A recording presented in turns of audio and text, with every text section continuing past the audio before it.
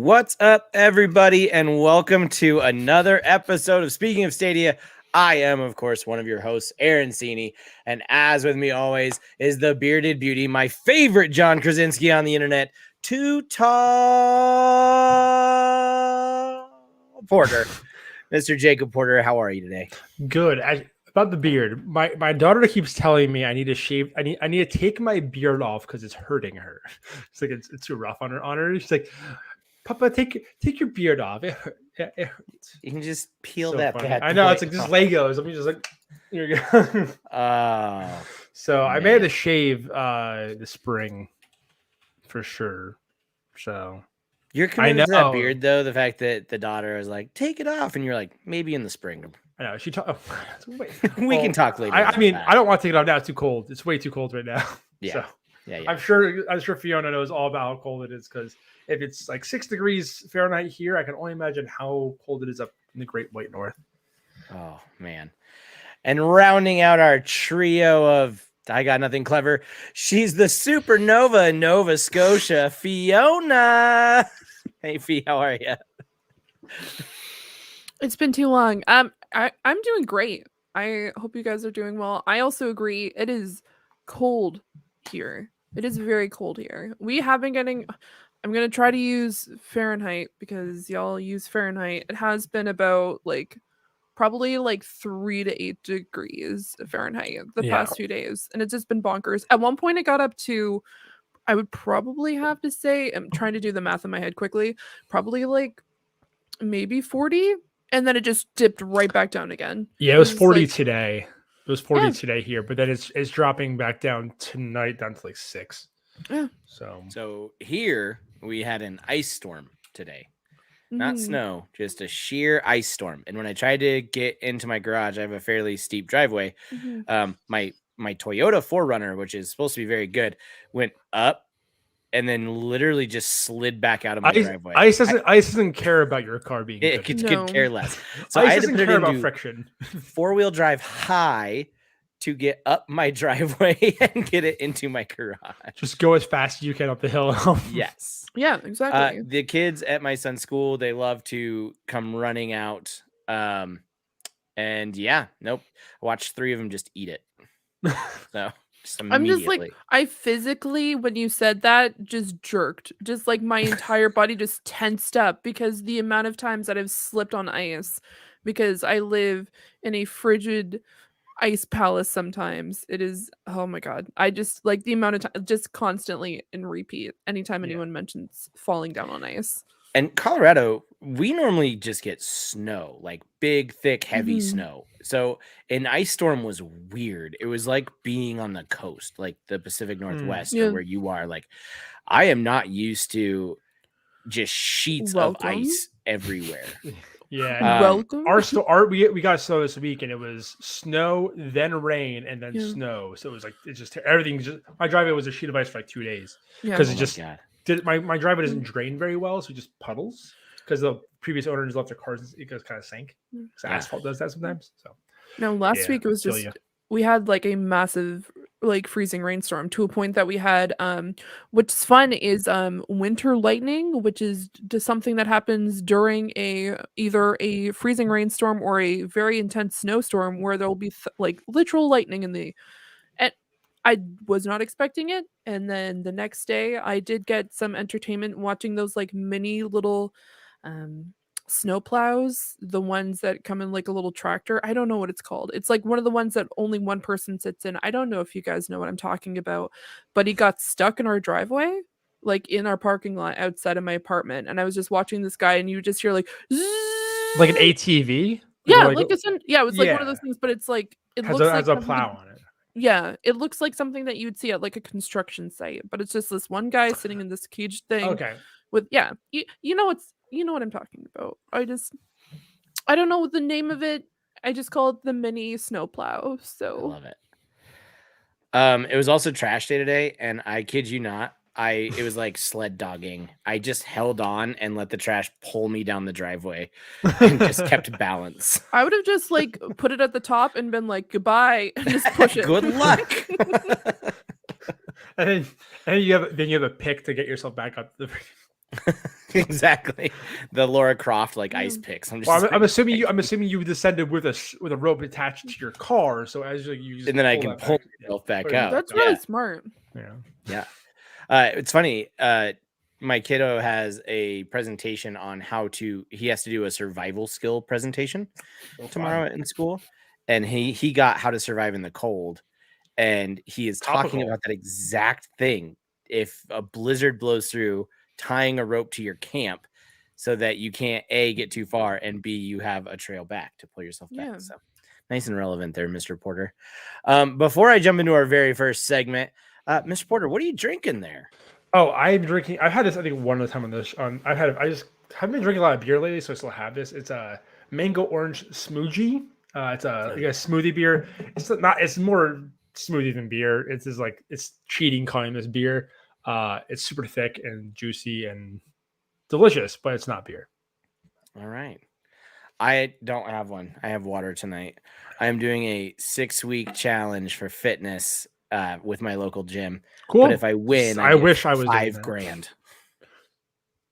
What a prize. Maybe. I know. Maybe. Is it based on BMI or what is it? How are they doing the overall physical transformation? So I had to do a bunch of measurements, weight. They kind of take a bunch of stuff into account. Cool. They give you a trainer and a meal plan too. They just tell you what to eat for 6 weeks. And so as long as you're dedicated and you have the biggest transformation, $5,000, baby. I was like, you know what? I can diet. I can cut beer for 6 weeks. My brother did one of those, but it was like a year long. So the Biggest Loser, they did like every month. It was a paper. The local paper did it. They did the whole thing. My brother's. You look at me. I'm very slender. My brother was like 400 pounds. Oh, he's an inch taller than me, but he was like 400 pounds. So like double my weight, over double my weight. And he actually ended up losing 100 pounds through the whole thing, but didn't win because it was the metric was based on he didn't win. Like it was based on more just body fat. I think it was a percentage, not like so someone else lost a bunch like more comparatively. It was weird, but yeah, that's cool. That's you're doing that. That's awesome. Yeah, it's just a good way to kick off the year, you know. Yeah. Awesome. Well, for those of you listening live, welcome. I see all of your comments. Ray, Dan, welcome. Thanks for stopping by. Dan, I know you'll probably leave shortly, but we always appreciate you coming in at like 2 a.m. and saying hi. Awesome. Well, offline. What's that? And it literally was offline. Aaron's like, I need to get the login information for StreamYard, and he's like still all up. Like, what are you doing? He's like, oh, it's okay. I was like, I'm sorry, it's so late. He's like, it's okay. I was up anyways. I was like, as per usual. Yeah. Crazy. Awesome. Well, let's start off with what is always our first segment. What have you been playing? Fiona, tell me. What have you been playing? Doesn't have to be Stadia. We know. It's okay. It's okay. We know it's Final Fantasy 14 or Realm Reborn or whatever it is now. Wow. The new is Endwalker's come out, right? Endwalker. I finished Endwalker during our break, which has been really fun. I now have a weekly raid group, also very fun. We started up this week. And it's just been a lot of fun. So I've been playing a lot of that. I've been doing a lot of things with that game. I also on off time, I've been playing a game called Backbone, which is essentially it's an anamorphic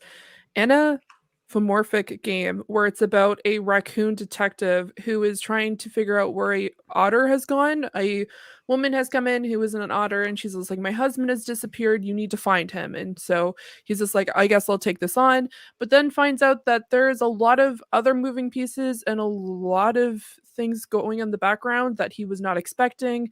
And so you're trying to figure out what's going on and what runs the city. Honestly, it reminds me of a very dark version of Zootopia, so that's going to be fun. Yeah. And the word you're looking for is anthropomorphic. Yeah. See, words are hard, guys. What were those books back in the day? The Animorphs. That's what I heard. Yeah, it's not like that, but it almost reminds me of... It's not like that. That was actually a terrible example, so let's move on from that. But well, I mean, they're not people turning into animals. They're just animals. It's just as long as somebody gets my Animorph reference. Oh, I do, because they had like the 4 different photos going from like a human to like a stingray, and then you're like, what are you doing as a stingray? I never read them. Anyway. I never read them. I know people that did. Like, but no, I've been playing that for the most part, and been really addicted to Golden Girls. Rest in peace, Betty White. So I've been watching that a lot. Oh, fun. Yeah. Well, also R.I.P. Betty White, of course. But yes. R.I.P. And we lost a lot recently. Yeah, Bob Saget. That one hit me hard. That's a tough one. I do understand Betty White is a cultural icon, but as somebody who loves comedy and like has followed Bob Saget well beyond his Full House years, that one hit me so hard. He was like and America's it was out of nowhere. Dad. He was like America's dad. Yeah. Yep. Betty White was 99. Almost 100. She was supposed to be immortal. She was immortal. That one actually pissed me off more than anything. I'm like, you were right there. Damn it. Yeah. But I digress. Jake, what have you been playing? What have I been playing? Board games. I do have board games, actually. Yeah, new one, an expansion. I got expansion for. I haven't played the expansion yet, but Lawsons of Arnak. I got them all sitting here. Lawsons of Arnak, the Explorer expansion, adds like asymmetric powers and a bunch of new cards to the game, new places to explore. Really excited for that. I heard phenomenal things about that. I played. This is a big game. This is a big boy. This is a 4X co-op game that nice. I played solo two-handed. Really fun. It's very punishing. Board game noob here. What do you mean 4X? So 4X is actually a video game term as well. 4X is explore, exploit, exterminate, and I forget the fourth one. There's but like example like like Age of Empires, StarCraft. Those are 4X games. You're exploring, building, trying to exterminate. Like that's 4X. Thank you. Yeah, but it goes across both. So yeah, so you're exploring and building stuff, building up your creatures. Is all dice rolling, combat, really punishing, really fun. Playing this is a solo only game under Falling Skies, which is like Space Invaders, the board game. Like there's aliens coming down that you're trying to stop and shoot down as well, while trying to research to kill them. It doesn't have any attachment to the Falling Skies TV show about aliens, or no? No, not that I know of. But it does have a whole campaign actually too. So nice, that's awesome. And then I just got this one. I haven't played it yet, but Kleos, which is my buddy got me. Actually, I thought on Kickstarter didn't end up actually going full all the way in. And my friend picked up for me for Christmas, so I gotta play that soon, hopefully too. So I got a lot of board games recently. I played some video games too. I actually bought Ruined King during the Epic sale. The Epic coupon when they had the coupon this year. It's a League of Legends RPG. I started playing that through Geforce now. I actually started playing a little bit of stuff while I was on vacation on Xbox xCloud. I started playing Firewatch, which I haven't played ever. Okay. I've got like an hour into that. Got back to Young Souls on Stadia, and I've also played some Super Animal Royale on Stadia. I actually have one thing actually relevant to Stadia. I just got a brand new TV, streaming in general. I got a brand new TV. I got an Android 65-inch TV downstairs, really nice, really beautiful. It's Android TV, so it has GeForce Now and Stadia built in. I also played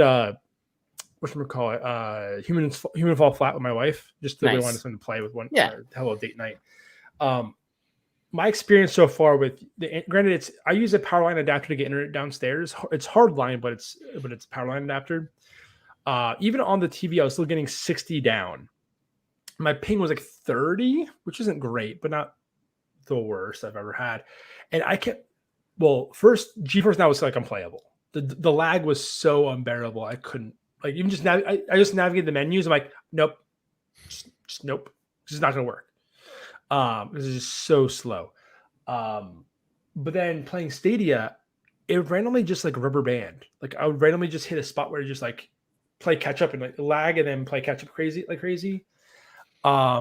Periodically through our gameplay. Luckily, Human Fall Flat is a very forgiving game. It's a casual game, so that kind of worked. But if we were playing anything with like platforming or anything else, it would have been unbearable. So I'm going to keep trying it on there. I might even try to do it through Wi-Fi and see if that fixes anything. But yeah, rough experience so far with the Android TV through both of those services. So it's kind of a bummer because got a nice new TV. I want to be able to just play games on it and hit that wall. But yeah, so some Stadia relevant, like some new news for me. Nice.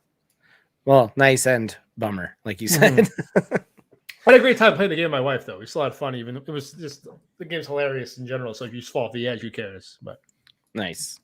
I've been living that pre-pandemic life. Me and the kid are playing back through SpiderMan PS4, which, by the way, that story is so good. It's because we saw No Way Home 3 freaking times. Yeah, it is on the PS5. So we're getting the updated, and it's gorgeous and just so fun to play. But we were obsessed with No Way Home. So we were like, well, we got to play some Spider-Man.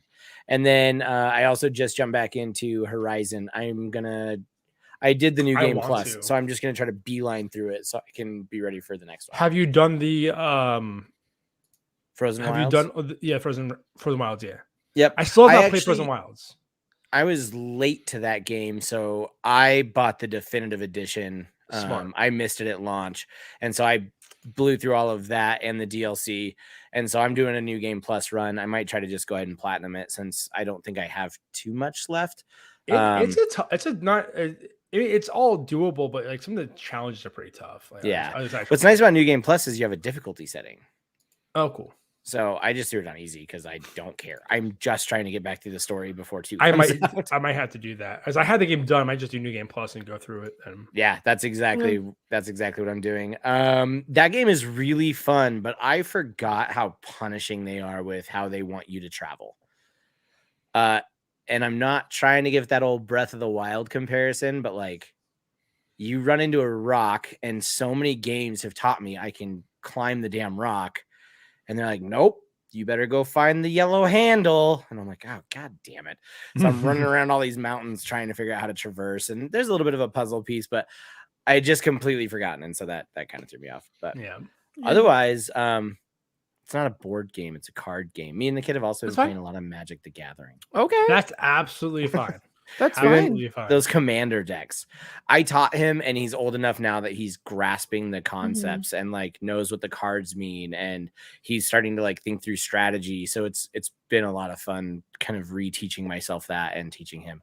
So I mean, my buddy plays a lot. My buddy who's big in the board games, he went to PAX Unplugged in Philly and played Magic the whole time. He's a big board game player. Like he played like 2 of the 3 days he was playing Magic the Gathering. Oh man! So that's where he picked up the board game for me. Actually, was that PAX? So Magic though has led to this like, ooh, what else can we do? So I was telling you guys I bought this D&D co-op game that we're going to try to play, which is basically I think like a DM-less D&D game. Well, that's what I was saying. Like Gloom Haven Draws the Line or Gloom Haven Journal is like same kind of concept. DM-less. There's a game I'm looking to back, which is a RPG called Agamonia, which is again similar to a DM-less game, but it's a story as you go through. There's like cards you flip over that reveal story elements of the map and stuff like that. So there's a lot of cool stuff happening in that space in terms of like the DM-less RPG stuff. Yeah, I love it. So cool. And then you sent me some stuff. We're gonna definitely pick up the like 5-minute Marvel and stuff like that. So. Yeah, that game's been. I put my game table back down in the basement, which I also put. Porter, this was your surprise. I don't know if you noticed. I noticed it right away. I was super pumped. The studio is back down here with the Speaking of Stadia in the background. Yeah, we're back, baby. Love so this is just kind of like our little space that we hang out in. So yeah, good times. Speaking of things that are new year, new pro games. Fee 10 out of 10 transition. Also, Fee, I have some puns in here for you. My body has missed them. Oh my them so God! Much, Yes, I want to see how many times we can get some eye rolls, some face bombs. Oh yeah, face bombs. Anyways, January's pro games are here. Of course, if you are, I have to add it to the stream. It's been a minute, guys. Yeah, I know. If you are a pro member, you can go claim these games for free right now. Here we are. We have Darksiders 3. Bloodstained, Ritual of the Night, Shantae Risky's Revenge, the director's cut, The Dark Side Detective, A Fumble in the Dark, and DreamWorks Dragons, Dawn of New Writers. Real quick. I did actually start Bloodstained. That's another game I did play. Oh, okay. That's the one I'm most probably interested 45 in. minutes. How is it? Same. I mean, it's Castlevania. Okay.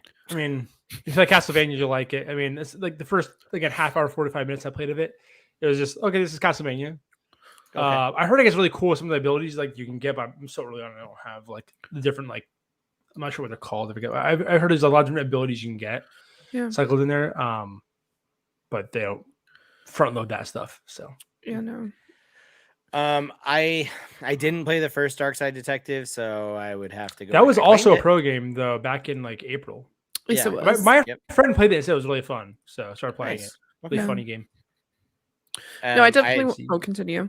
No, it's okay. DreamWorks Dragons Dawn of New Riders. I don't know anything about the mechanics on that one. Can't say I'm going to dive in. So it doesn't look really exciting from what I saw. Yeah. Oh, it's funny because it's a DreamWorks game, and you had joked. We were joking offline about like stuff with like state releases, and you mentioned Spirit. Yeah, my daughter's been watching a lot of Spirit. Oh my god, you guys played it? No, I haven't played it yet, but I might have to now because my wife and I are like invested in the story of Spirit now. Things are getting real. They just went on a she ended up stitching someone's leg, Lucky, and like it's great show, great kid show. Actually, it's not that bad. Actually, the writing's actually pretty funny. There's a few funny characters actually, really. But yeah, anyway, sidetrack.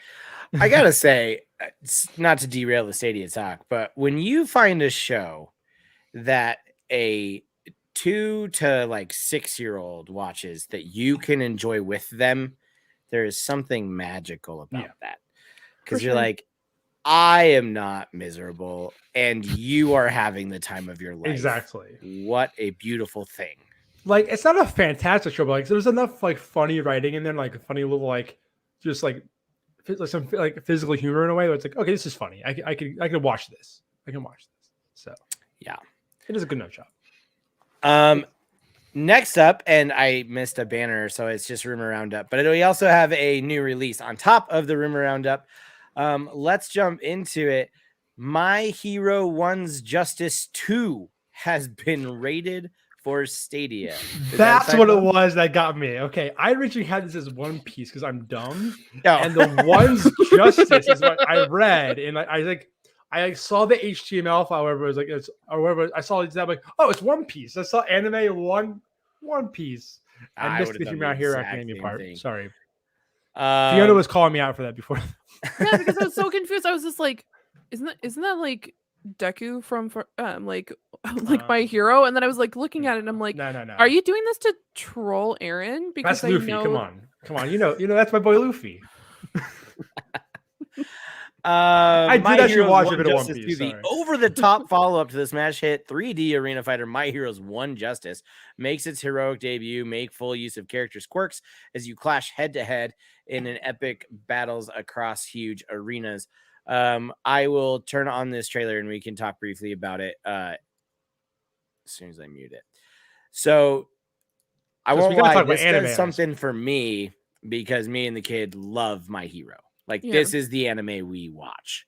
Mm-hmm. So he will be thrilled to know that this is coming to Stadia.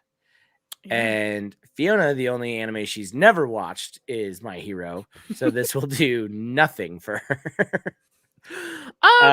What about you guys? Does this excite you that it was rated for Peggy for Stadia? I mean, I'm glad they're getting a IP that's as big on Stadia. I mean, I know fighting games are kind of fewer and far between anymore anyway. So, and especially the style of fighter, I guess this is kind of like the Dragon Ball Z Xeno fighter, like that 3D kind of fighting. So it's cool. I like that. It looks good. Yeah. So I don't like the other. I just can't think of the name of it.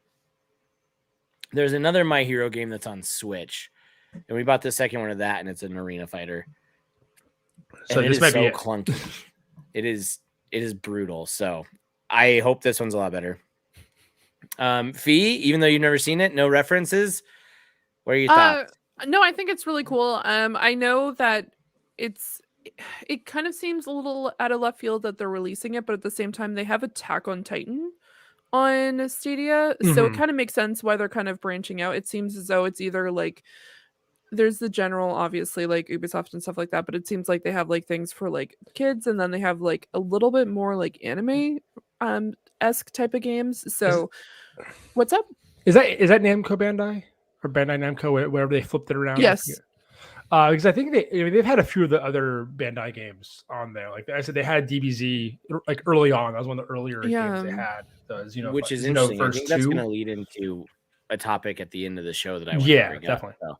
So I'm excited to see that they are working with this studio specifically, but we'll get to that later.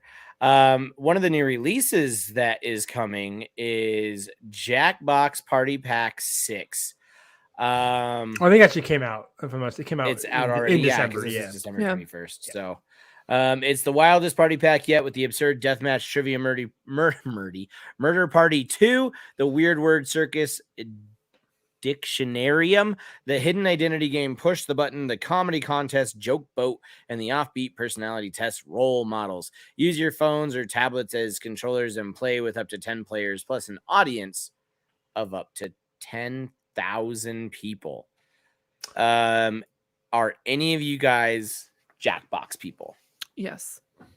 Specifically, Trivia Murder Party is like from 3 is the best pack. I think is objectively the best one. Is that also a TKO? Test TKO, Quiplash 2, and is it Fibbage? Is it Fibbage? And then Guespionage. There's the 5 now. Yes. Those are all really good. All really good ones. I think that's the only one we even play. I own all 5, but when friends come over, they are 8 Jackbox. There are 8 now. There are 8 now. Holy crap! Really? Yeah, the other 2 are on Stadia. 7 and 8 just came out. Yeah. So we now have 3 of them on Stadia. This one interests me. This one interests me the most because of Trivia Murder Party. I love it. Yeah. No, absolutely. I think I've been really enjoying 8, and right now you can get 30 minutes free on Stadia if you want to try it out. If you want to try out 8. So some of the games that I personally really like Job, which is really silly because you get to like write out sentences and then this just the words. Your friends get to take those words and then they have to make a sentence for their resume while they're answering questions. So it's just like Jake went to the baseball field and grabbed some food. What did Jake grab? Or like whatever, like trying to fill out an answer. And so then you have to like obviously reply or like fill it out that way. Sometimes it would just show someone's name or it might just be something crazy, like finish the sentence. So yeah, why am I liking that game? Like it's like not sure. I'm looking at the freaking name of the thing, but like where you have like you're reading a story and I'll have like put in a pronoun, put in a verb, like Mad Libs. Yeah. It's kind of like, almost like Mad Libs. Is that kind of concept? Yeah. Okay, cool. I like that. Sweet. Yeah. I will have to check those out.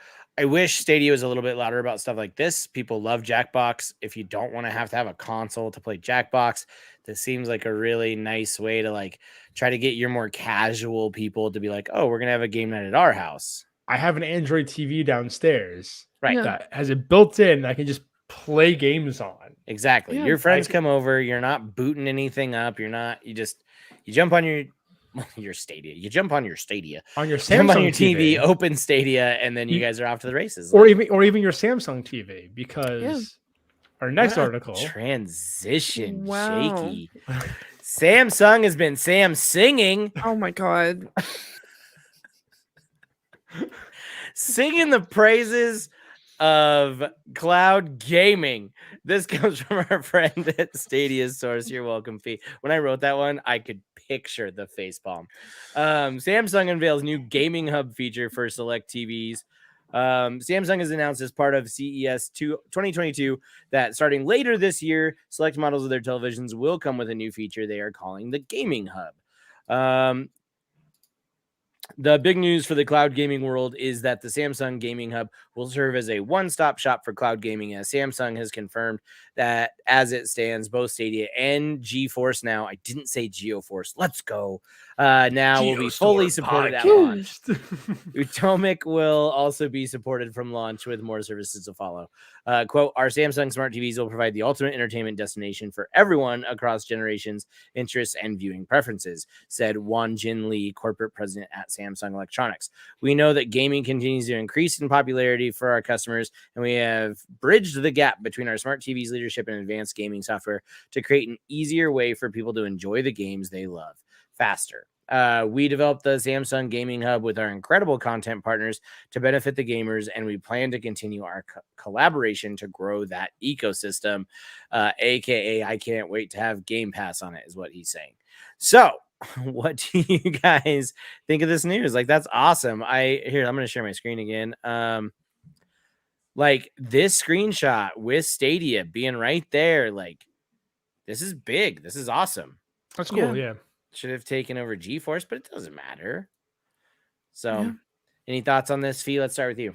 No, I think that's awesome. I know that we've seen it kind of moving over the past few months where we've seen Stadia being more aware, like at least making themselves a little bit more well-known when it comes to smart TVs and being kind of viewed in that way. And I think it's a great opportunity. Even what they could do is if they want to, here's an idea for you, Stadia, just like either like give like specific months, because I know like certain things, if you purchase like a new phone or if you purchase anything else, it's just like you get free 6 months or free 3 months or whatever that might be, because it might get people more excited about using that platform on their smart TVs. At least that's just what I'm thinking off the top of my head. But no, this is just another thing I wish that they would be a little bit more like shouting about, like at least like letting people know, like, hey, you have this Samsung TV, guess what, it's now available. Or at least like get some I'm all over the place when it comes to my thoughts right now, because there's just like 5 different things that I want to specifically say and then just like trying to stay on one track. No, I think this is great. This just shows that they're trying to be more active in a space that they should be active on, which is smart TVs. So I'm excited to see where it goes throughout the next year, because there's definitely some other revenues and different types of TVs that they can definitely make themselves accessible to. Yeah, I wish I wouldn't have to hear about this just from Samsung. Like, Stadia should have also been tweeting about this. Just like, hey, this is really exciting. We have some features and all that kind of stuff. Yeah, I don't follow Samsung. Any takes? No, it's I mean, I do agree. I wish they made more like advertisements about like, hey, now you can play it on LG and your Samsung TVs and any Android TV. Like, the only one they're missing now is Roku. I mean, come on. So yeah, it's I wish they just advertise it more. I mean, it's good that they did it. I mean, that is even. I mean, good that also. I mean, they're. I mean, Geforce now, that's getting, both of them are getting more, cloud gaming in general is getting more accessible to more people, which is always good. But yeah, Stadia needs to do a better job of marketing themselves. Like I said, my big thing about Game Awards was that they literally had this awesome like 30-minute rip of like, oh, if you want to play Control or Jackbox or whatever the other Hello Engineer, I think the other game, but like, oh, you can play them for on trial without making an account for like a 30 minutes to an hour. Like, they had this really great clip. You just pay the like whatever it is dollars to put that ad into the Game Awards and like at least make your presence known. Like something like that. Like that's like something along those levels is all they need. But yeah. And I agree with Raster, having your having on Roku would be fantastic, because I have Roku TV as well. Also, welcome to the chat roast. Thank you. Mr. Reliable. Yeah, right. I don't know. It's a little bit of a touchy subject, which leads me to my next headline. Touch controls added for 100 days. Got me face pumping. Segue. This is not really anything too excited. 100 days patch 1.3.0 adds direct touch and more. Really, the highlight of this is the team at Broken Arms Games have announced a brand new patch to their winemaking simulator, with a special feature being added to the Stadia version with direct touch feature, enabling a better mobile experience for the gamer. Pretty great that, you know, the Broken Arms game was excited to share. Their co-founders were talking about Stadia.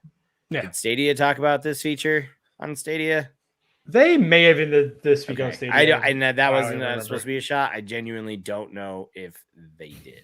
Yeah, I'm not sure if they did. But no, it's cool. I mean, it's glad to see this feature getting added to more games. I know actually our one of the streamers on Games Source Network,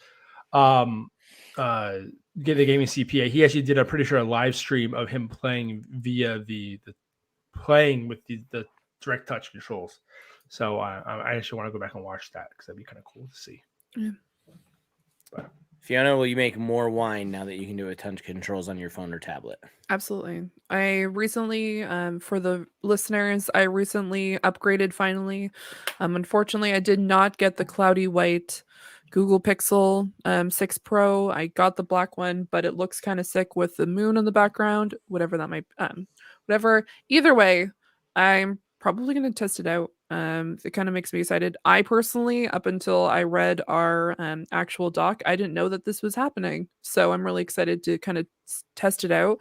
And so I'll probably like play around with it, and I'll come back to you guys the next time we sit down for Speaking of Stadia to tell you what my thoughts are on it. Yeah, I do wish Stadia Store actually highlighted the like Great with Touch, because like they actually, well, having played a little more xCloud stuff, they actually do have like a whole like bar, like a whole like category of like Great with Touch. Right. Yeah, when you're using when you're on your phone, looking at the I do xCloud on my phone. I don't have an Xbox, or my PC is not great.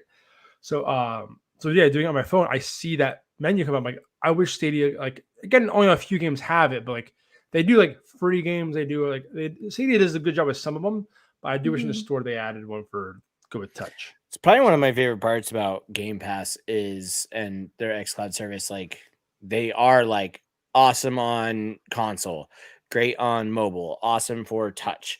Like, they try to break out these categories to let you know, like, based off how you're going to be playing, what's going to be the best experience. So I agree. That'd be an awesome filter option. Yeah, like even if you, come on, like here you have a recently added, they had Death's Door, which has like the console and the touch next to it, like, and then they has touch, means it has a touch, like it's made to like be more accessible in touch. I think is great. Like I said, play with touch, and they have a bunch of games right there that all work well with touch currently. So, and Hades being one of them, which is very surprising. With touch? So yeah. Yes. Oof.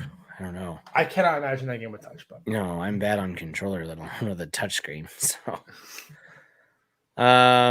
sweet. Moving on. Fee, are you ready for this one?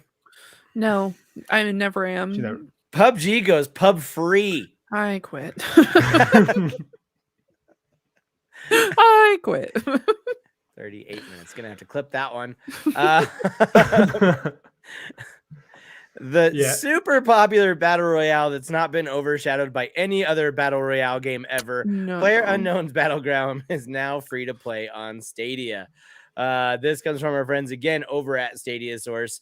PUBG is now free to play on Stadia for all members, pro and non-pro alike, which is cool. For anyone who missed out on grabbing this game whilst it was free on Stadia Pro, you can now jump right into this critically acclaimed battle royale at no extra cost. What's more, since the game also features crossplay with other platforms, of which the game will also be going free to play over the next few days, there's never been a better time to jump into the game and play. No downloads or waiting, just straight to the game, battling it out to be the last one standing. I'm surprised it took this long for it to go free to play. Right? It's been out for like 4 years. Yeah, and it probably should have been pretty. Yeah, we're like 2 years past that mark. Let's be real.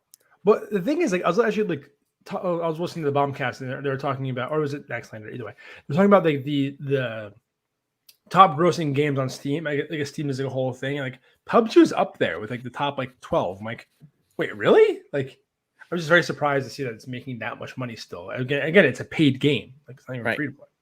So, yeah. I thought, like, as soon as Fortnite was like, "Yo, we're here, we're free. What do you want to do?" I thought PUBG would go free to play, and they just didn't. It's like $30 too. Yeah. Did either of you guys play PUBG like at all during its tenure? Oh, religiously when it dropped on Xbox. Same. Okay. Once. I played PUBG once with Lauren, Blessing, and I think Joey, and I failed epically, but I lived longer than everybody, so that was a positive. Was that back in the beginning of PUBG? I think so, yeah. It did not run well on my old computer at all. It didn't run well on anyone's computer, to be honest. Valid. My computer was just like essentially a Franken computer, but either way, it just did not work well whatsoever, and I just wasn't a fan. I played a whole game where none of the buildings rendered. And we have somewhere on my other channel, we have a really funny clip of me playing with, you'll see through walls and everything. like I can see everyone still. I mean, that gives you good vantage. Yeah, it was very funny. It was really that game was just like, it was so broken, it was hilarious. So yeah. Not to get all nostalgic, that was the first game me and Mr. Porter played together via the Stadia. Yes, it is. This is very true. We played the first game. Together. We played that in the Division, and we haven't played anything since. We need to change that. We played Super Bomberman.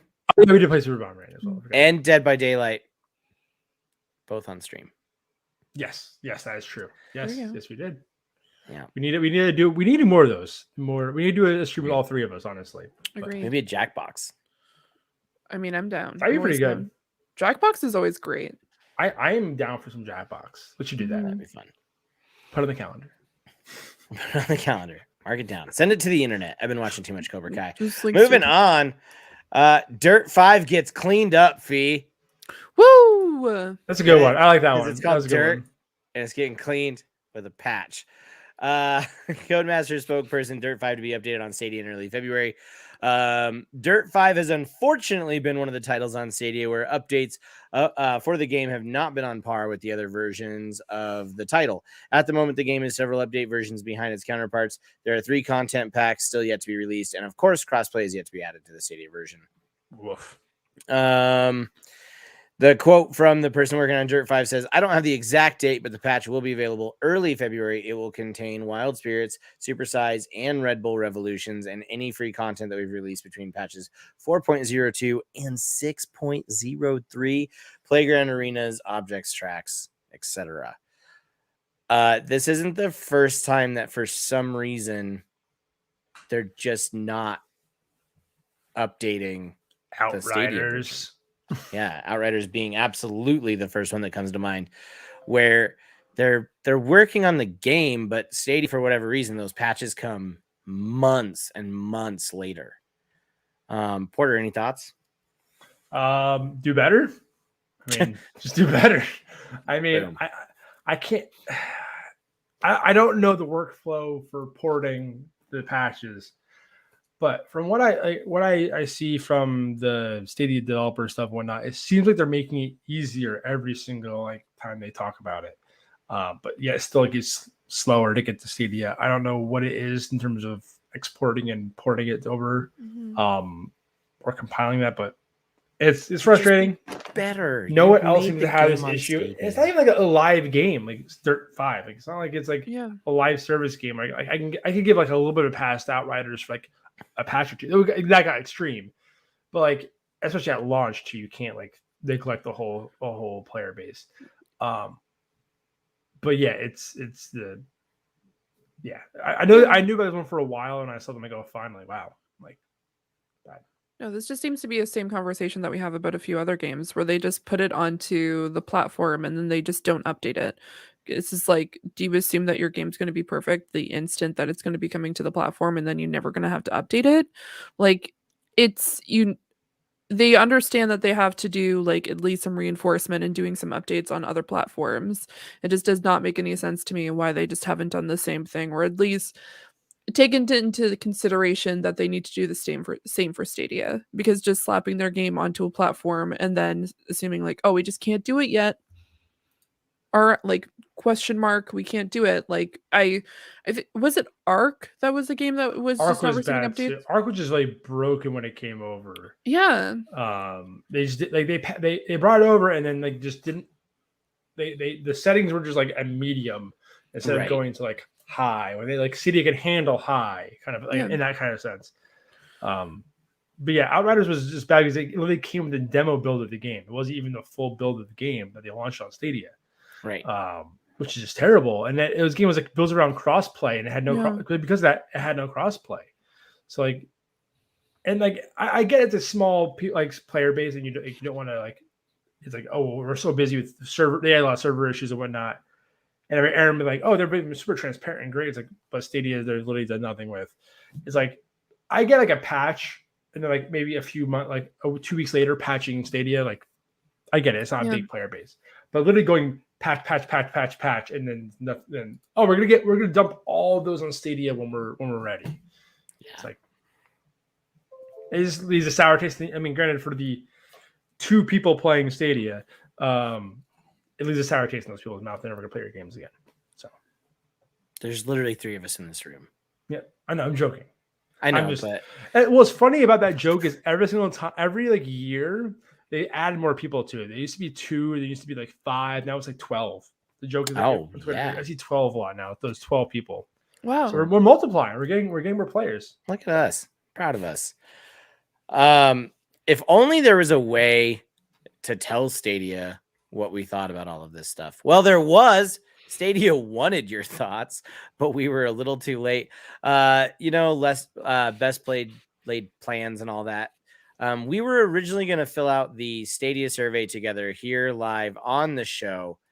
And then we realized that the survey was over and it was taken down. Yeah, it was only up for a week. Small little. Which is like kind of BS because like you can just like you don't need like how the forum works. You use Google Forms. Like it makes an Excel printout, so you can just like take the information and then like keep going. Like I don't know, it's dumb.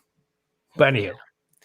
But I digress. One of the things in the survey was your 3 wishes for Stadia. The guys over at Stadia Source, they all filled this out. And you can see here is just go check this article out if you want to see what theirs are. But we thought we would do the same. So Jake, let's start with you. What are your 3 wishes, those genie wishes for Mr. Google? So when the whole thing dropped in our Slack for GSN, I commented immediately. I filled out like my jokingly in the survey.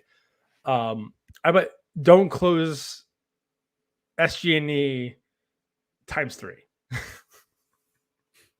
It's what I pretty much put. Like, just don't close SG&E times 3. I didn't actually end up submitting it, which I'm kind of bummed I didn't. It kind of would have been funny for that person to see that. But yeah, that was my, especially with our next story, not having anything that's like exclusive anchoring people into the platform, like a reason to go here besides accessibility, which is what Stadia offers. Any cloud gaming service offers. But besides accessibility, it doesn't like give anything too exclusive. I mean, there's some features here and there, but then Luna has some cool features that are exclusive to it too. The couch feature sounds really awesome. I kind of want to try it. Yeah. So nothing really like to get yourself to stand out, you need exclusives, or you need exclusives. So not having those anymore, and not having a basis to like, if they did want to buy a studio, like say buy a Ubisoft for some reason, they don't have that foundation around it to like support that kind of structure anymore. So it's kind of frustrating, if you will. But that's my biggest thing to me. Obviously there's other stuff. I'll let you guys talk about the other stuff. That's my big one. Fiona, that one times 3. Literally, I could just sum up like my 3 wishes into communication, because I'm just getting to a point where like I'm seeing things about Xbox, I'm seeing things about Sony, I've been seeing things about like all these other platforms and other like services. Geforce Now. I almost tried to sign up for Geforce Now, and then I realized how crazy it was, and I'm like, okay, maybe I'll think about it. You have a PC already, don't worry about it. Yeah. Well, I mean, I wanted to try it on my phone. Use your PC, use Steam Link. You can use Steam Link too. Don't worry about it. I mean, yeah. Unless you want to play your Epic Games. See, my problem with Geforce Now is a lot of games I want to play that I haven't played because aren't available on Geforce Now. They're great. They're very niche, like indie games. Like Hades is one I can't play.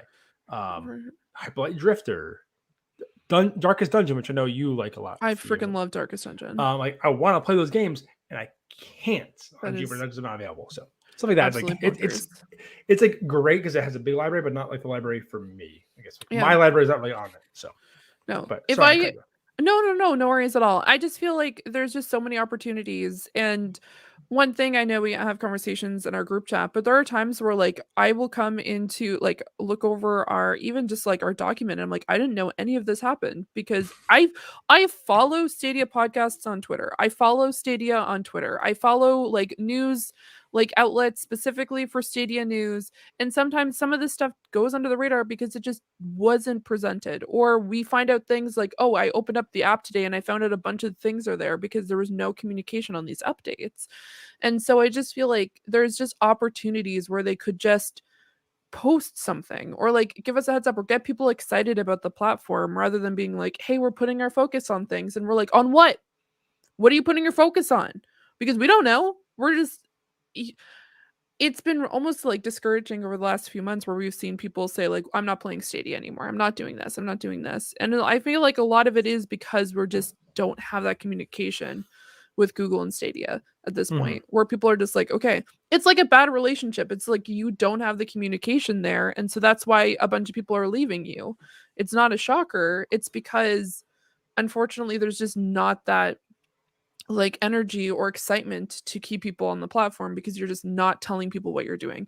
Cool, you're doing things in the background, but you could be doing things like forward to people too, or like at least say like, hey, like we know that we've been kind of radio silent recently, but this is what we've been like, here's some things we can tell you, or this is what you can be doing in the meantime, or hey, here's some like exciting things that we've been doing to the platform. Like I think just stuff like that would get me excited. Yeah. And also more indies because I love indies because Inscription would be awesome on this. Just saying. That's also the low-hanging fruit. Get your freaking indies on Stadia. Like, I know. It's easy. Like it's easy to get. Real quick before you go, Aaron, I want to shout out Rouster. Rouster put in the chat. I think he thinks he put a Connect, which I was going to say. We asked. So what Fiona said, we haven't had a Connect in over a year now. It was December when we had the Xavier Woods Connect. I forget in Katie, I forget her last name. They did a Connect where they announced Arc and Submerged and a few other like that big Outcasters thing, a bunch of streamers playing Stadia games and using the new streaming features, and then that just ended. Then a month later, we got I think it was about now. We lost that February. SG&E closed. So yeah, that was his big one. Then also a timeline for games that are coming out because we don't have a big timeline, which Aaron, all three of us talking about offline recently, how Bryant from the Nerf Report was talking about how it's been, I think tomorrow we get Extraction for that'll be 30 days since the last Stadia release game. So which is kind of sad when we get, even though they're not huge titles, but when you think Xbox has had 28 and Sony's had 22 or whatever the numbers were. Yeah, whatever it was, like Nintendo had like 70 something, probably all shovelware, but but or just SNES games that no one wants to play on the whatchamacallit, their subscription service. But yeah, that as well as camera server streaming, the direct streaming, which I agree that'd be awesome for me as someone that doesn't have a PC to really play on right now. To go through OBS, like being able to stream through the direct stream and have my camera, be able to see my face and not just my voice. And that's a lot of people why they love the feature, but it's like, well, how do you feel about being able to watch me not throw the next headline up? Sorry. How do you feel about me not being able to like see my face? Like, but Aaron, what are your three? Way more community communication, I think, would be huge. If you're not having a quarterly Connect, like what are you doing? Yeah. Or at least like every 4 months at the most. Yeah. I would love to see their buy-in to their platform because right now I don't believe it. Their community manager left. That was huge to me. Grace is like so outspoken and she did her best to like try to keep that community going, and to like see her leave and to see her own buy-in kind of pull back is crazy. So Google needs to show me that they're even remotely bought into this and that they're not just kind of like, I don't know, it's like the kid in the corner essentially, and they just like throw crackers at it occasionally. Like that's how I feel as a Stadia user. I have no reason to come back to your platform right now, which is a huge bummer to say. And I know a bunch of people that have canceled Pro, just that like, hey, like until you give me a reason to resub, I'm not subbing Pro. I don't want to be here. Yeah. They're still playing the games they have bought and or any of the free to play games, but they're not going to Pro. So communication is number one. Number two, and this kind of goes with communication, I want to see a roadmap. give me some freaking dates of things that you have coming that I should be excited about. I don't care if it's even in holiday of this year. I'll wait, but I need to know it's actually coming. And 3, like, I guess more white labeling. Like, put this service with people who are going to use it and make it awesome. Because what pisses me off the most about all of this is how good it works. No, but yeah. It feels like a wasted opportunity with where I'm at right now. And I'm not trying to like rain on the parade on the Stadia podcast, but it's a bummer that I haven't touched Stadia since our last show when I played Wavetail. Yeah. And it's just a great game. And no one knows about. Right. No one knows about Wavetail besides us. Like, which is sad because like I was commenting on like tweeting different podcasts like, hey, play this game, you're gonna love it. Like that Young Souls 2, also like a game everyone's gonna learn about in like a month or two when it comes to other platforms. And I was, wow, this game was awesome. Wait, this didn't release this year? Oh wait, it was on Stadia though. That doesn't count. Yeah, like, exactly. Then that's what's gonna be like. Yeah. I just want to see them believe in themselves. That's what it comes down to. Yeah. Like I want to see them be excited about their own platform.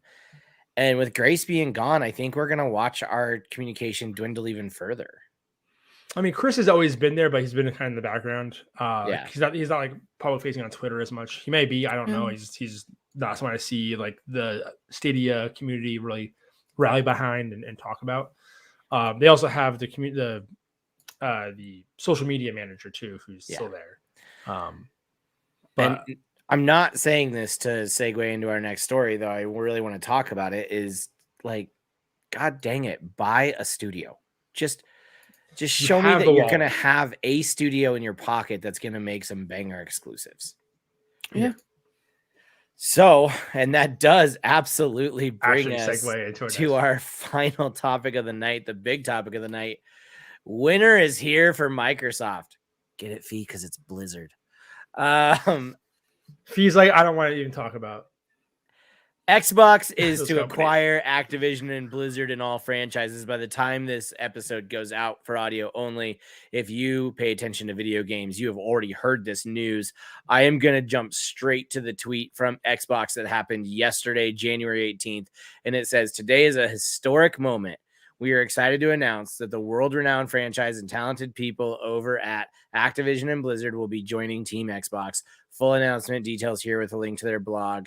Alongside with great people of Activision Blizzard, we will welcome legendary franchises such as Play Overwatch, Diablo, Call of Duty, Warcraft, Candy Crush, StarCraft, and they're not kidding when they say, and so many more. Iconic games like Candy Crush. That's fine. It's $7 billion funny. It's just very funny looking at all it's these hysterical like, to say out loud, hardcore games like Candy Crush. Right. You especially have like these titans of gaming history like Diablo, Call of Duty, Warcraft, and Candy Crush. They sandwiched in between StarCraft and like all they just like snuck it in. Yeah, let's talk about this. This is huge. I thought Bethesda was going to be their biggest grab. And here they are snatching up Activision and Blizzard for just a quick, cheap $70 billion. No, it's 69. That's nice. I hate that they round it. It's $68.7 billion. And instead of rounding to the good number, the nice number, they round to 70. Like, this is terrible. Like, you just not want people to the comments to be nice. Come on, that's a great thing. But yeah, it's $69 billion. Let's say the real number. I'm hunting down a Jeff Keighley tweet for one of my points. I apologize, but yes. Yeah. I meant to add that to the doc, and I forgot to add it. Of all the evaluations. Yep. Yeah. So that's actually where I want to start. If that's cool, is Jeff Keighley. He was like, "Here's the studios left to snatch up," and I want to hear your guys' ideal Stadia snatch. I have the thing in our chat. You genuinely don't think I have it right here. I genuinely don't think they're going to buy any of these, and that's my pessimistic side right now because I'm a little fired up. But if you're wondering about the other game companies that would be acquired, here's who remains: EA, $38 billion; Take-Two, $18 billion; Nexon, $15 billion; Bandai Namco, $15 billion; Embracer at 10.8 billion, Netmarble at 7 billion, Ubisoft at 7 billion, Konami at 6 billion, Square Enix at 5.6 billion, Capcom at 4.9 billion, and Sega at 3.6 billion dollars. Who would you like to see get purchased off that list by Stadia, and who do you think is the most realistic if it's a possibility? Let's start with you, Jake. Ubisoft, obviously. I think Ubisoft is the one that makes the most sense and is the just the one that I think is also affordable for what it provides. Yeah, totally. Obviously, I think the other one I would like to see would be Capcom would be a huge get because I don't see that happening, but Capcom would be huge. We see some games come to Stadia, Capcom, so at least they know how to work with it. Any new games coming. The only thing about Capcom is we don't really know what's coming out.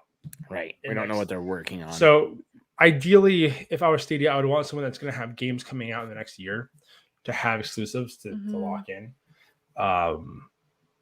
So that's the big thing. Is we don't, a lot of these, like even like Square Enix, I can't think of a single game they have coming out in the next. I guess Final Fantasy 16. I guess that's what's coming out this year. We don't know.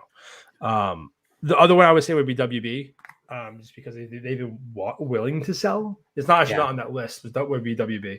And like if you could do some sort of agreement with that purchase, like we have rights to your IP for like 5 years, something like that, where they could still make a Arkham game or a whatchamacallit game in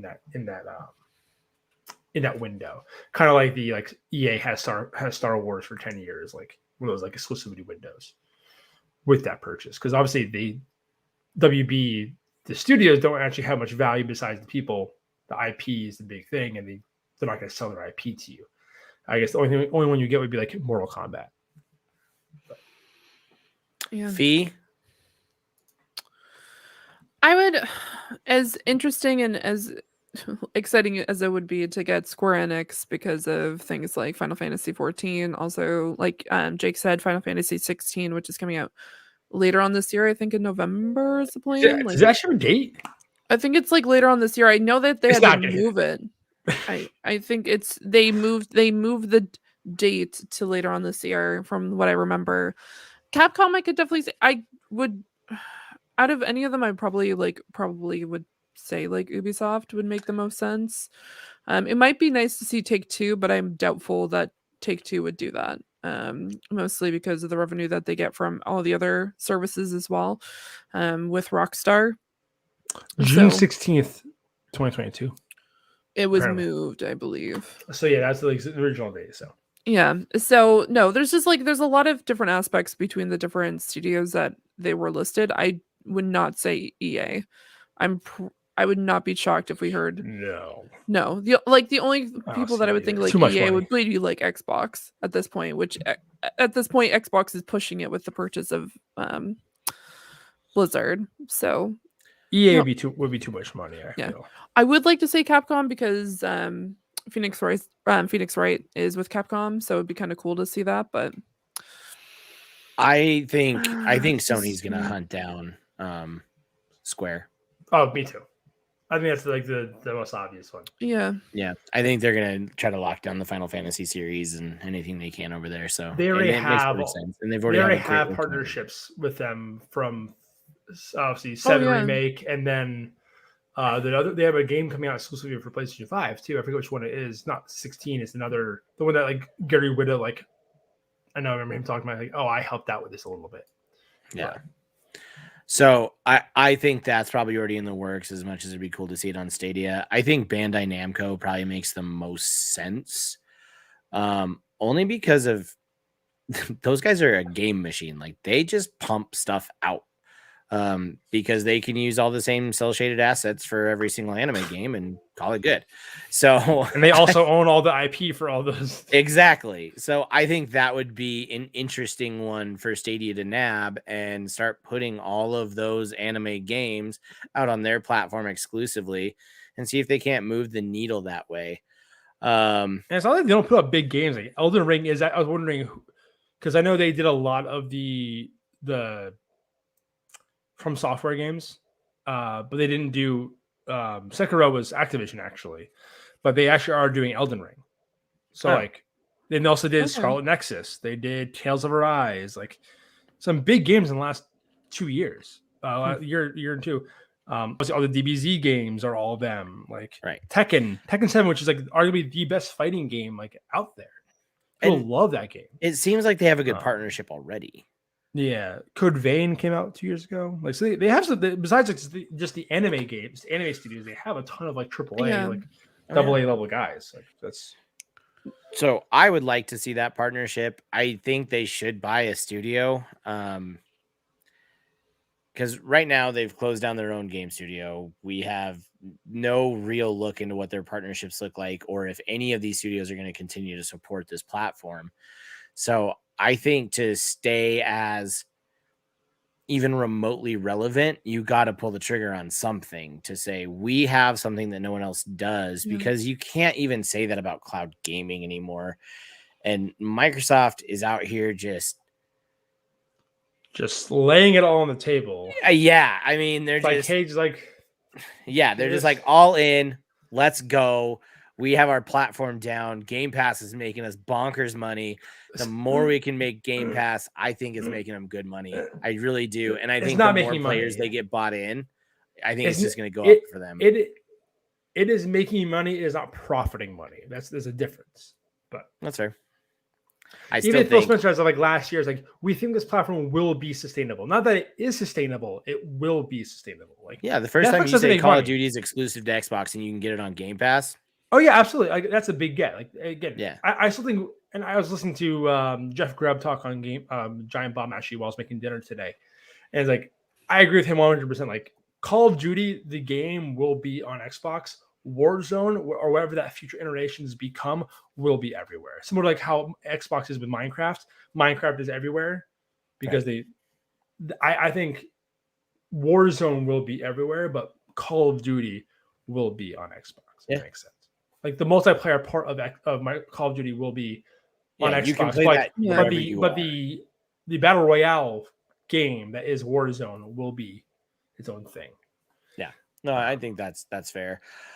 And you're right. I probably misspoke. They're probably not super profitable right now, but with this grab, with Bethesda, with everything that they're doing to have these day one, day and date on Game Pass, you don't need to pay $60. Give this thing 3 years. They are printing money. Oh, and the thing is, like, a lot of people are like, oh, well, I'm saving so much money on Game Pass with $15. I'm like, don't. Microsoft is not your friend. They are trying their best to make you think that they're your friend. But when they need to turn the money switch on and they up the price of Game Pass to $25 a month to get all like whatever it is to get exclusive games, and they have a slower tier, like I think I see them doing a $25 tier for like Ultimate, getting like everything, like $20 for like no cloud, and like $10 for like access, where you don't get exclusive games, you just get like the back catalog, but all the Xbox exclusives are the $20 tier or whatever it ends being. I see them doing a tier system like that. Yeah, that's my personal opinion. That's why I hate all this console war stuff. Like, I have a preference of PlayStation over Xbox only because I like their ecosystem and I really like their IP is what you like. Yeah. I am okay with a third person action game always. Like, that is my jam. Give me a good story. I am in. Well, but he's like, I also have an Xbox over there. Let's go. I'm super bought into Xbox and Game Pass.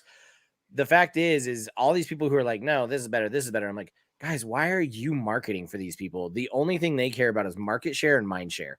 Yep. That's it. Bottom line. I mean, that's what we're doing. Speaking of Stadia. Yeah. I mean, yes, it is. But we're also not playing into this like console war, like bickering over what's better, what's better. We're it's critical. Just like, I don't know. I think Xbox is I think they're on a crazy path right now, and they are going to become a force. And I have a hard time with this speak that I keep seeing on Twitter, but like Sony has to respond. I'm like, well, Sony's kind of doing Sony's thing and Xbox is now doing Xbox's thing. But at the same time, these are two major acquisitions from your number one competitor. In 2 years. Yeah, they probably need to respond, which is why I think Square is probably in the works.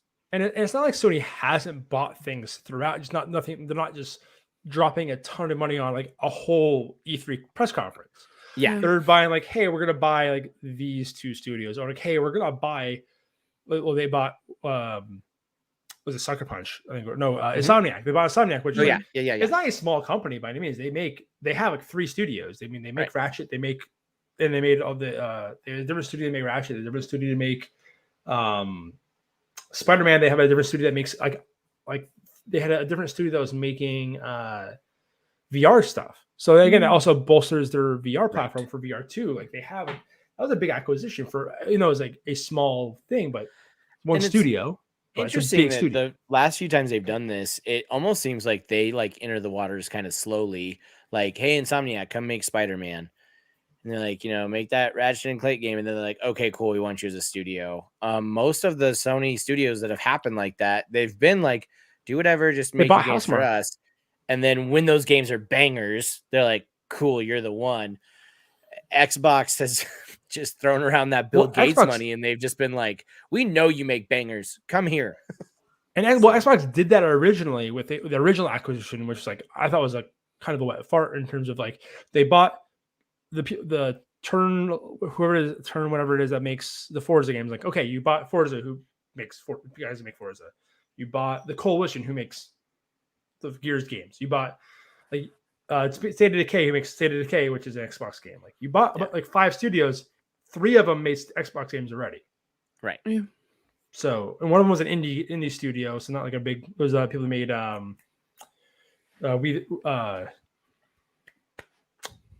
the one with the masks, the masquerade thing was a really cool BioShock-y style game. We Happy Few. Oh yeah. They bought that studio. And they bought another one. I forget. They bought people that make like an RTS game. Studio. They bought the people that made not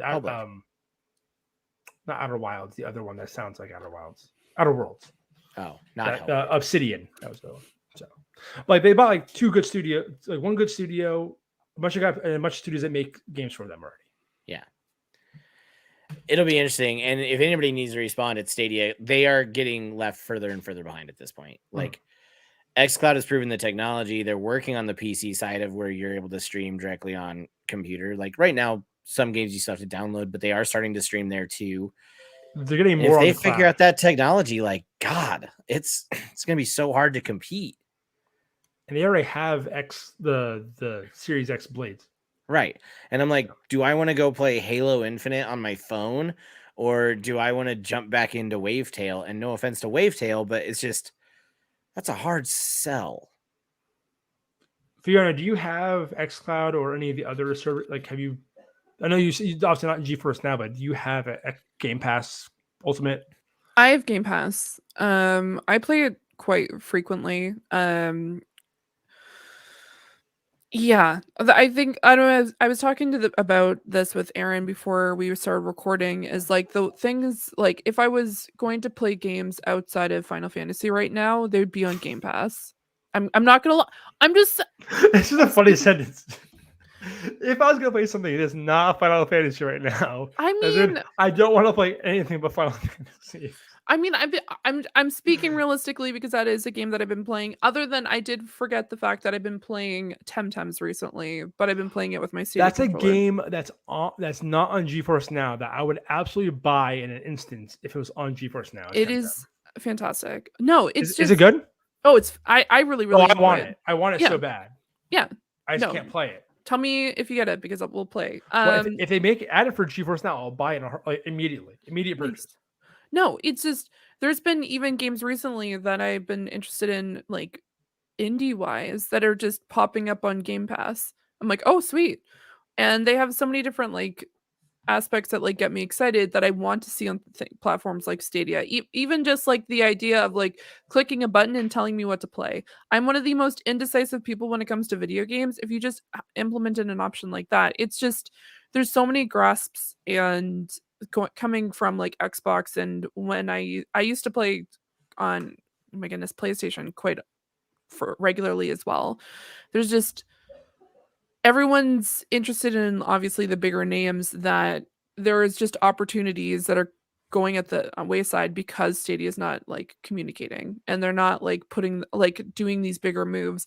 And one of the biggest moves that they did last year was closing their own, like you guys were talking about, their own studio, which was not great for Stadia, and it wasn't great for people who were excited about Stadia because we were excited to see those games and be able what was to. Jade Raymond going to make? Right. And now she's making it for PlayStation.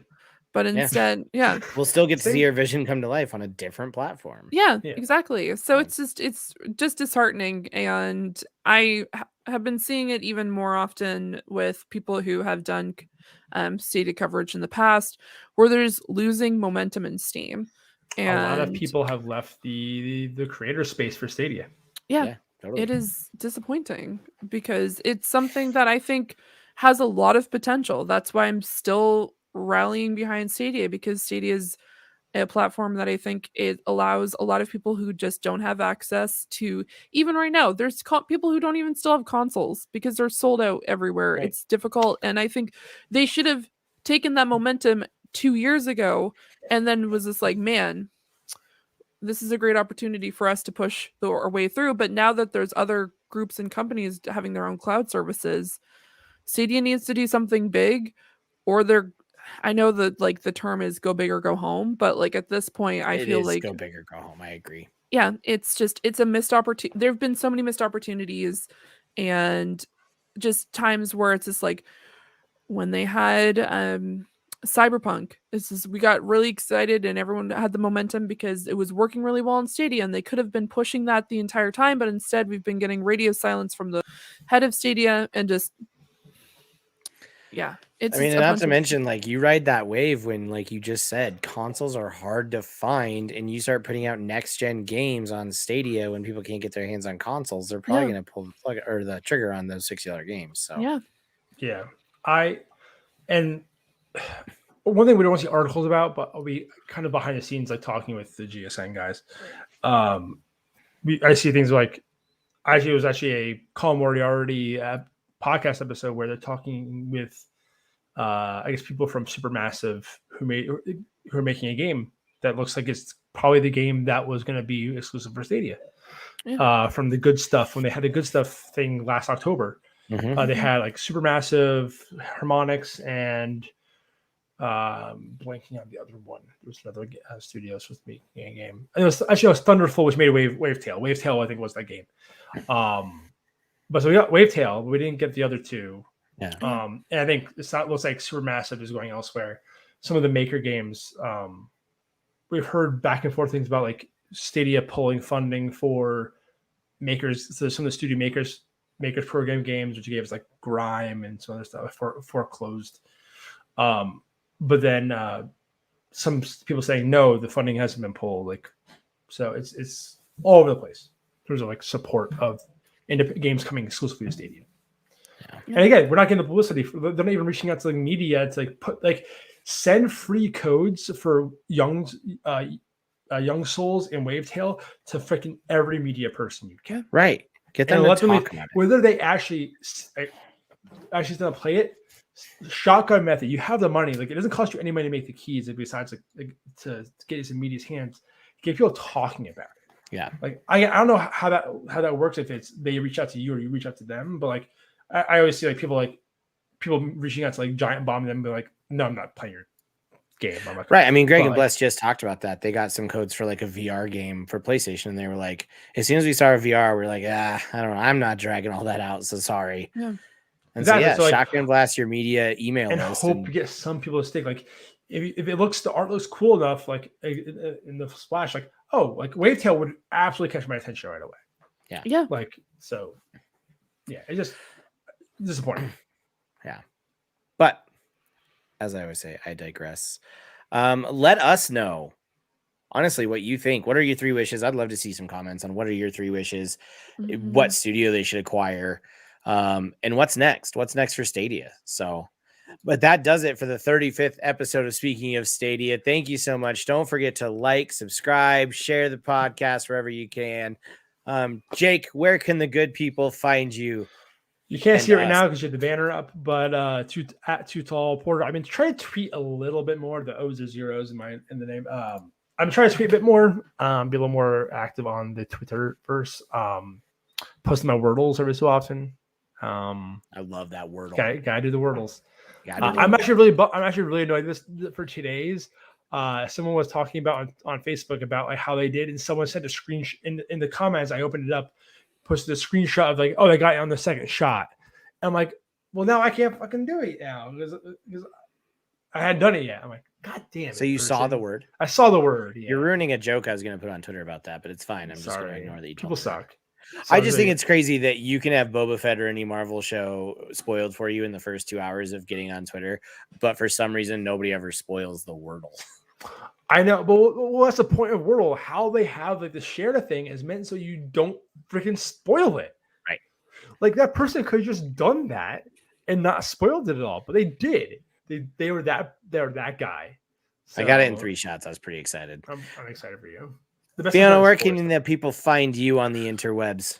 Well, other than finding me here, you can find me over on Twitch at twitch.tv/Zoranics. I haven't been doing too much recently since the holidays, but I keep on meaning to hop back on there to do some more art, maybe some Final Fantasy. Who knows?